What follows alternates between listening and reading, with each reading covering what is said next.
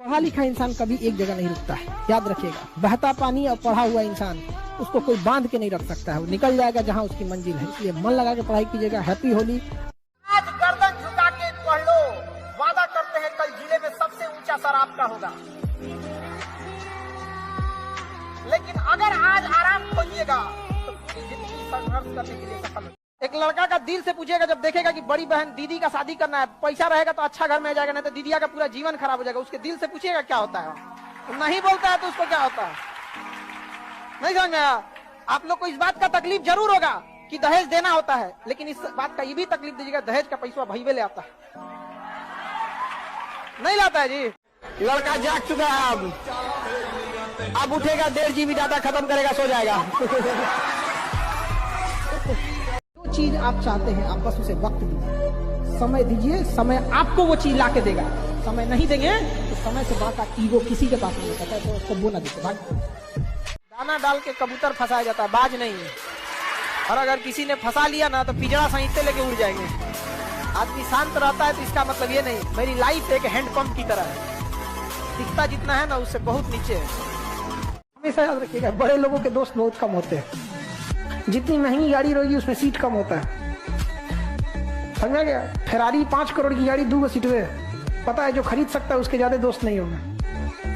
हर इंसान को मुस्कुराते रहना चाहिए, ज्यादा ये नहीं देखना चाहिए कि कौन क्या कर रहा है। हमारा समाज ने तो माँ सीता को अग्नि परीक्षा में बैठा दिया था। सोचिए उन्हें वनवास हुआ था तो उनकी क्या ही गलती थी, उतना लंबा वनवास काट के आई, उधर रावण की लंका जली, क्या सोच के आई होंगी अपने गाँव वापस अपने घर पे कि अब हम घर में परिवार के साथ खुशहाली से जिएंगे। लेकिन जब लोगों ने भगवान को नहीं छोड़ा, सीता माँ को अग्नि परीक्षा में बैठा दिया, तो क्या लगता है ये समाज हमको, आपको या आपके अगल बगल वाले लोग को छोड़ेगा?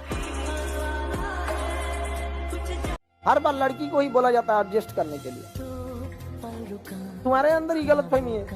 लड़का को भी बहुत बार एडजस्ट करना पड़ता है। दिक्कत ये है जितना टेंशन लेके आप लोग को टेंशन होने लगता है उतना लेके ही पैदा होता है।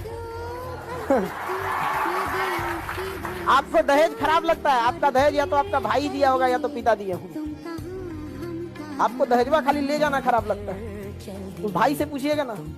बस्ता ढोने की उम्र में ना बहन के कर्जा का कंधवा पे ना कर्जा आ जाता है घर का।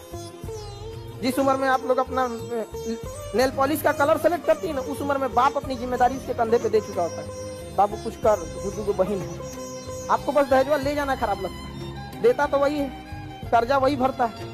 देखिए हम कभी नहीं कहे कि लव मैरिज गलत है, लेकिन लव मैरिज के लिए इसका मतलब ये नहीं कि केवल माँ बाप से लव नहीं है। इसका मतलब भाई बहन का लव वो नहीं है। मतलब अगर हम अपने लव मैरिज के चक्कर में, या कोई लड़का या कोई लड़की अपने लव मैरिज के चक्कर में पूरे परिवार के लव को चौपट कर दे, तो हमारा कहना है कि साथ चलिए, कचल के मत चलिए किसी को। आपका जिंदगी है, माँ बाप ने जिसे उंगली पकड़ के चलना सिखाया, आप अपना घर छोड़ के चले जाएं। जब आप स्ट्रगलिंग फेज में हैं तो कम से कम चीजों को अपने ऊपर खर्च कीजिए, ज्यादा से ज्यादा सीखने में खर्च कीजिए। ये दुख, ये दर्द, ये सब तेरे अंदर है।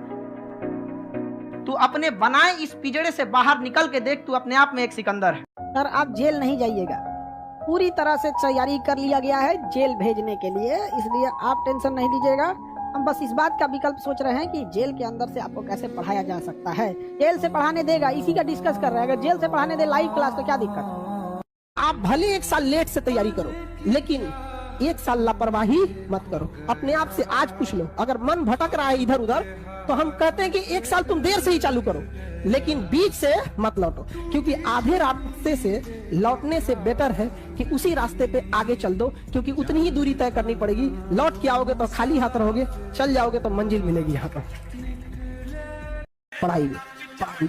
पढ़ाई को वैसे कीजिए जैसे नोट गिनते हैं। पैसा कोई गिन रहा है, मजाल कोई उसका कंसंट्रेशन खराब कर दे, डांट देगा 2 3 4 5 6 7 8 9।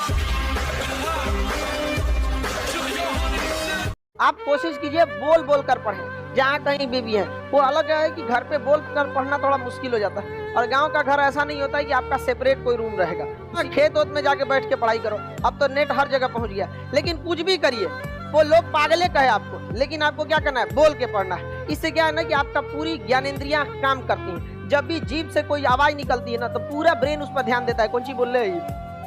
समझ में आ रहा है कि नहीं आ गया?